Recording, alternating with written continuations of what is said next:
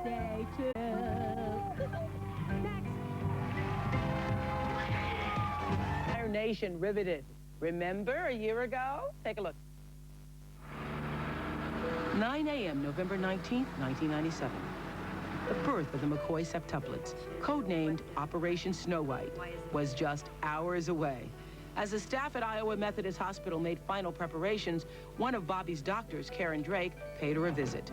And I said, "Are you ready for this?" And she said, "Yes." And I remember putting my hands on her belly and saying to her, "Do you realize this is the day that's going to change you and your family for the rest of your life?" It was probably the most exciting day, along with the most scary day and the most dreaded day. It was also a day Bobby's doctors feared might never come, until the McCoys' no known set of surviving septuplets existed anywhere in the world.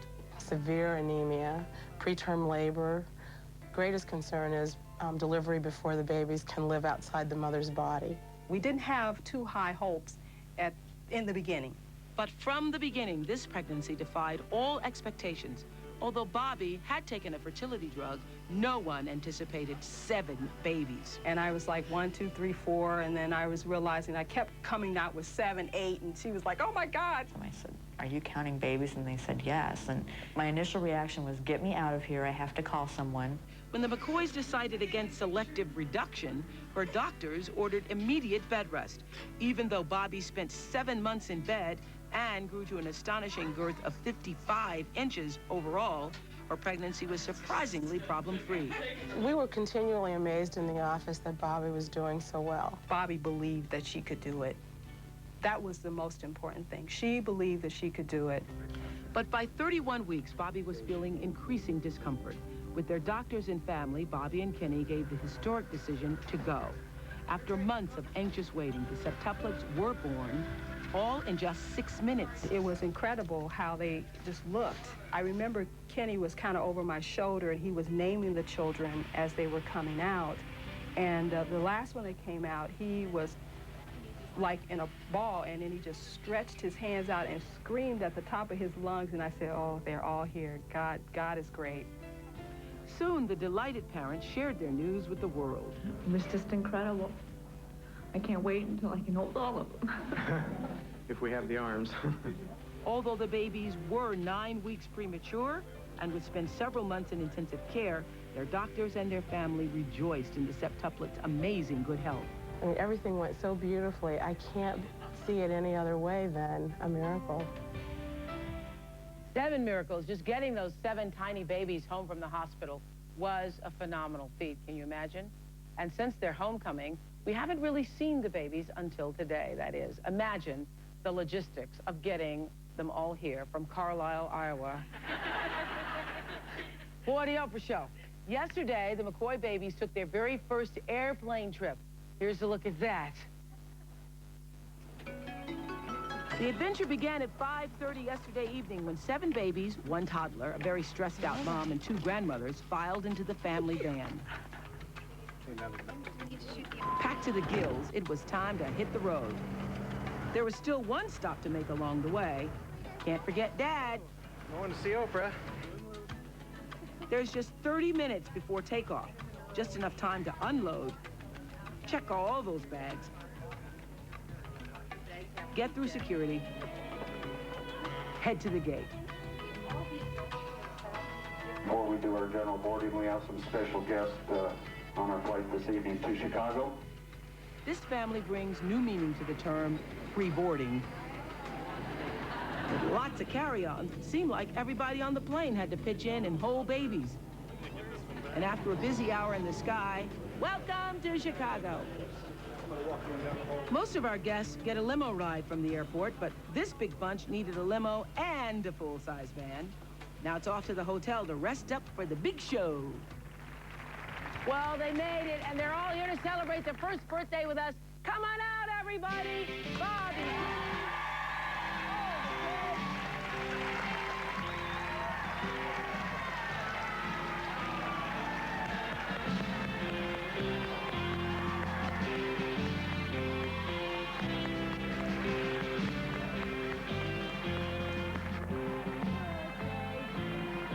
That's great.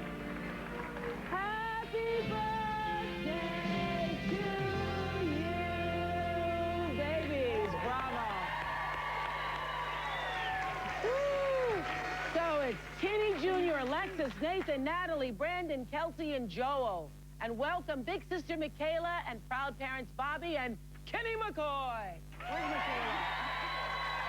Right here. There she is. There's Michaela. Okay, we're going to get everyone settled into baby seats and grown-up seats, and when we come back, we'll talk to Bobby and Kenny. Don't you want to know how do they do this? About what it's like to have a house full of babies. But first, how do you keep track of who's who? Not too difficult once you get to know them, because each baby has their own unique personality. Take a look. Back in a moment. Junior is the firstborn of the McCoy septuplets and the first to crawl. His parents used to call Kenny Hercules because he's so strong, but his new nickname is Wild Man. They call Alexis the fiery one because of her mood swings. Mom and Dad say Alexis sees red when she's mad. But everything's rosy when she's happy. Natalie is the most sensitive girl in the family. She's the most affectionate baby of the McCoy 7. And she just loves to cuddle. And she's a bit of a flirt. But Kelsey is the happiest of the bunch. You can usually find her with a smile from ear to ear. Her mom and dad say nothing really bothers Kelsey. She's an easygoing kind of girl. Nathan's sunny smile is his trademark. His mom says his whole face gets involved when he gives a grin. Nathan likes being the center of attention, which is not easy when you have this many brothers and sisters. They call Brandon the little comedian because he's so darn funny. Doesn't take much to amuse him. Just about anything cracks Brandon up. And finally, there's Sweetie Pie Joel. He's the most lovey-dovey baby. Ah, yes, he absolutely loves to give hugs and kisses. And he likes getting them, too. Het onrecht. Breekijzer. Vanavond om 20:30.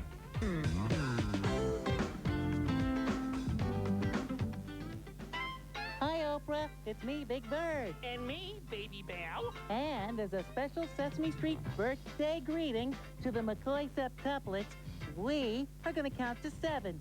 That's right, because there are 7, count 'em, 7 babies, all turning 1 on the very same day. Right. Okay, let's count the babies in the order in which they were born. Okay. Number 1, happy birthday, Kenny Jr. Number 2, happy birthday, Alexis. Number 3, happy birthday, Natalie. Number 4, happy birthday, Kelsey. Number 5, happy birthday, Nathan. Number 6, happy birthday, Brandon. And last but not least, number 7, happy birthday, Joel. Yeah, from all your friends on Sesame Street, happy birthday to you. And you. Oh, and you. And you. And you. Okay, thanks, guys. Sesame Street is celebrating a special birthday this week, too. November marks their 30th birthday on public television. It's been 30 years. A lot of people have grown up with Sesame Street. We're having a first birthday party today for the McCoy septuplets, and their parents, Bobby and Kenny McCoy, have a new book about this incredible experience. It's called 7 from Heaven, The Miracle of the McCoy septuplets. And we so thank you for coming to Chicago and doing your first interview. Let's meet each baby. Introduce us to each baby. That's the wild man down there. Kenny? Yeah. Kenny. Here's Robert.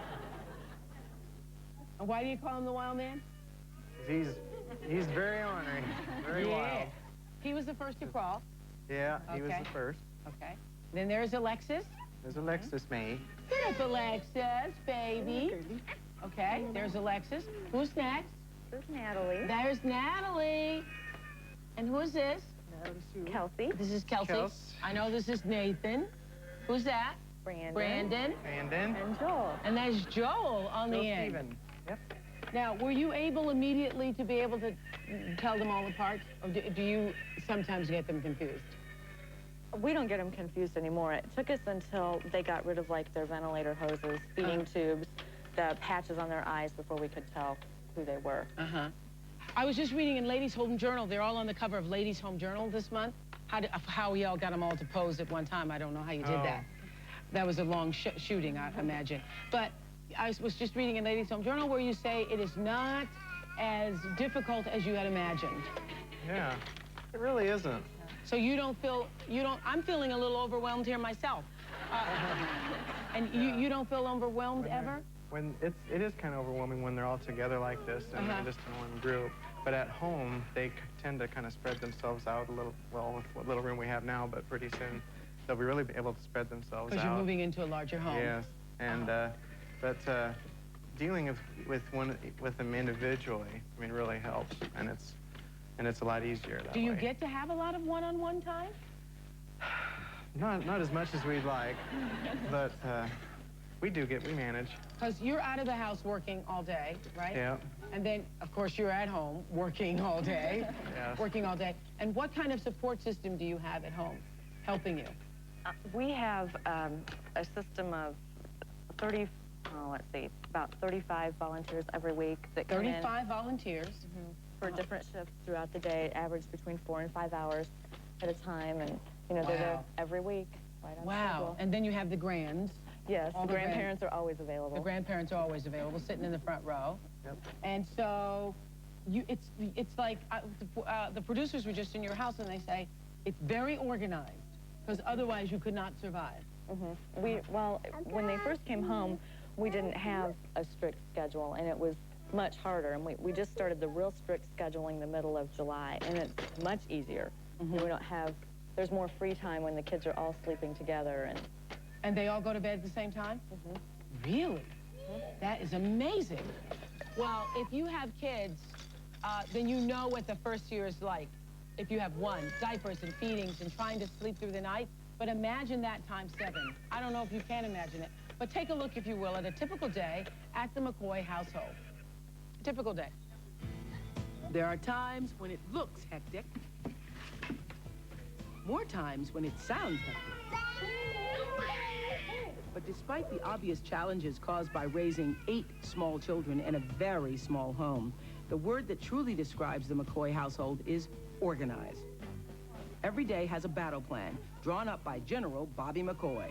We have a very definite schedule for each day, and there's not very much that will disrupt that. Let's see, where's Joel's bottle? Most mornings start with bottles around 7 a.m., the first of 30 that Bobby will make that day. By 8 a.m., the first shift of volunteers is in place. Even with 2 volunteers present the entire day, Bobby still gets no rest. For laundry, we go through about 15 loads a week.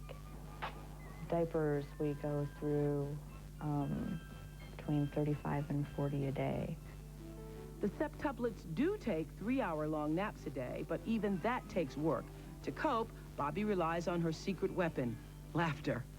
A lot of what you do is not fun, but if you can kind of see the humor in it, it helps things out a little bit more. Seeing all 7 of them smile is probably one of the best things. It does your heart good. By the afternoon, the troops are raring to go. After their main meal at 3 o'clock, it's time for a little exploring. By the way, you see why Kenny earned the nickname the Wild Man? In fact, each of the septuplets is very active. Their newest maneuvers include pulling, kicking, chewing, and fending off the occasional stealth attack. I think most people are surprised at how individual the kids are. There's 7 separate people that just happen to be born at the same time. By the time Dad gets home at 6, his battalion is tired, more than ready for their goodnight kisses and cuddles. Lights out at 7 comes without a fuss from the Miracle McCoys. After all, tomorrow is another day. Wow, that's amazing.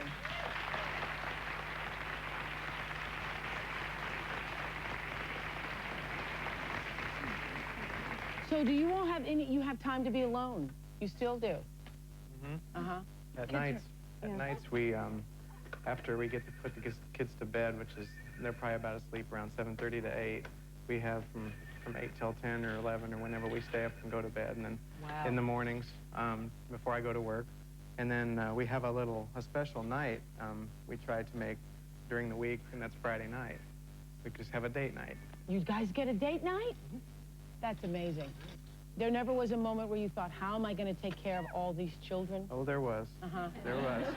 Yeah. Right at first. When I first found out, I remember it very, very clearly. We were Bobby was sitting on the floor, and after she had gone to the doctors. And I says, what's the news? And she goes, what? And she just kind of looks at me funny. She goes, well, I says, well, what is it? is there something wrong with them? And she says, no. I says, what is it? She says, it's the quantity. I'm going, oh, twins, right? No. Triplets? No. Quads? No. How many then? 7, and I'm going, oh, no, no, no. I was just in dire straits at that moment. Well, I hear a lot of women who are pregnant become uncomfortable, and we said in the tape about how many weeks in, 31 weeks in, you start to feel pretty uncomfortable. What was that? What did that feel like? Like, would they all kick at the same time? No. They could knock you out if they all started kicking at the same time. Really, as far as movement goes, it wasn't any different than my pregnancy with Michaela, because there wasn't room for all of them to move at the same time, so they had to take turns. Even then, they had to learn to share. Next, we're going to talk to 2 of the doctors who delivered these miracle babies. But first, here's a special birthday greeting for the McCoy 7 from our friends at Blue's Clues. Take a look. Blue's Clues. Hi, Oprah. It's Steve and Blue from Blue's Clues. And isn't that Joel and Kenneth and Nathan and Natalie and Alexis, Brandon and Kelsey? It is. Isn't it your birthday? Well, happy birthday. Happy birthday. Happy birthday. Happy birthday. Happy birthday.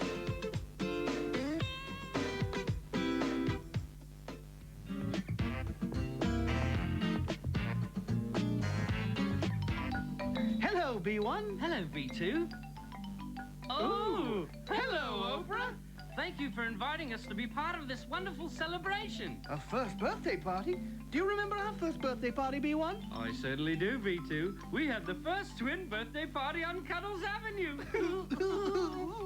And now we're helping to celebrate the first birthday of 7 of the cutest little people in the whole wide world. Hooray! Thanks, Bananas in Pajamas. Bananas in Pajamas. We're celebrating because it is the first birthday of the McCoy septuplets. 7 from heaven. They've written a book about it. They're all here. The McCoy babies might not be here with us today if it weren't for 2 very special women. Take a look at them. When Paula Mahone and Karen Drake were fresh out of med school, they never dreamed they would one day be a part of medical history. Just 3 years ago at Iowa Methodist Medical Center, they started a practice together, specializing in high-risk pregnancies. And when they met Bobby McCoy, they knew this pregnancy was going to be different. That, oh boy, we're about ready to embark on something that no one has done before. No one had ever successfully delivered 7 babies, so that... From the early months of Bobby's pregnancy up to the day of delivery, these 2 extraordinary women were always on call. Remember, it was Dr. Drake who told Bobby that the pregnancy would change her life forever. She wasn't the only woman whose life would never be the same. And she looked up at me just as calm and said, it's going to change yours too, Dr. Drake. Now that some of the excitement has died down, it started to sink in just how important their contributions were to this miraculous multiple birth. It's like, oh my God, this woman actually carried these babies. The history-making part of the birth is a really incredible experience. Bravo, bravo. How has your life changed? How's your life changed? Well, for me, it hasn't changed much in terms of medically. I mean, we're still as busy as ever, probably even more busier. But in terms of being able to get out there and meet people like yourself, it's been great, marvelous, wonderful. Was there ever a moment when you thought that maybe she shouldn't carry all these babies? Well, from the very beginning, we need to look at all the options, all the choices that a person has. And, you know, we knew that there hadn't been 7 successful births from one pregnancy. And one of the reasons is because the uterus becomes so full and the babies are born before they're viable. Well, you did a good job. You did a good job.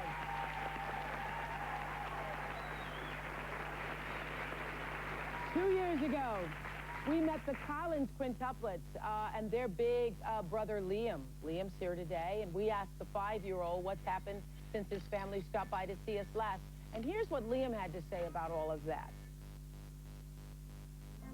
And on his balmy head up to E-I-E-I-O. Hi, my name is Liam. I'm the quintuplets' big brother. But after when my 5 brothers and sisters were born, we went on Oprah. They're here.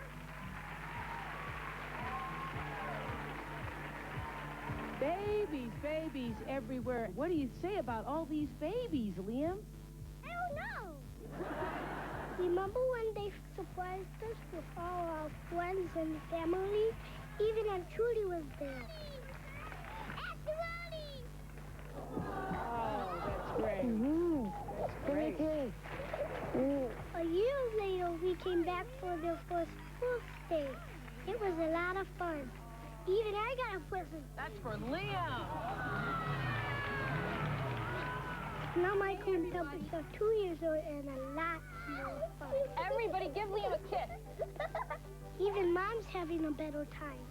I feel like the lights come on, and with the babies this age now, everything is just so much nicer. Things like sitting outside with the babies and playing with bugs. Who wants this one? They climb into their own car seats, and I get them all dressed. I usher them all out like a pack of little ducks. We're not just a baby house. We're becoming more of a family. Boy, Liam, you did a good job on that. Very good. Good job. So is it better, Bridget and Bill? Yes. It is? Yes. Even through the twos? Actually, Terrible 2 started with him and our babies at 18 months. At 18 months. Most people don't know that. But we taught him timeouts at about a year, and that came